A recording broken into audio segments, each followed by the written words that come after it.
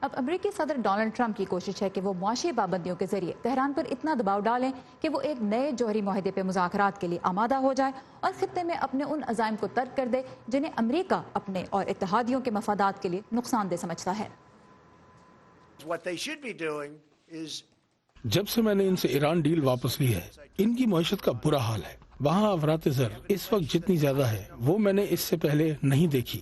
ہر weekend اور ہفتے کے دوران وہاں مظاہرے ہو رہے ہیں۔ انہیں مجھے کال کر بات چیت کے لیے بیٹھنا چاہیے۔ ہم صرف یہ چاہتے ہیں کہ ان کے پاس جوہری ہتھیار نہ ہوں۔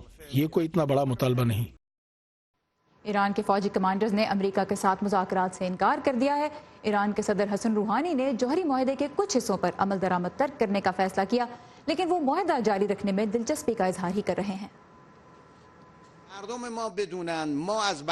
ہماری قوم کو معلوم ہونا چاہیے کہ ہم جوہری معاہدے سے الگ نہیں ہوئے۔ انہیں یہ نہیں سمجھنا چاہیے کہ جوہری معاہدہ اب باقی نہیں رہا، یہ اب بھی باقی ہے۔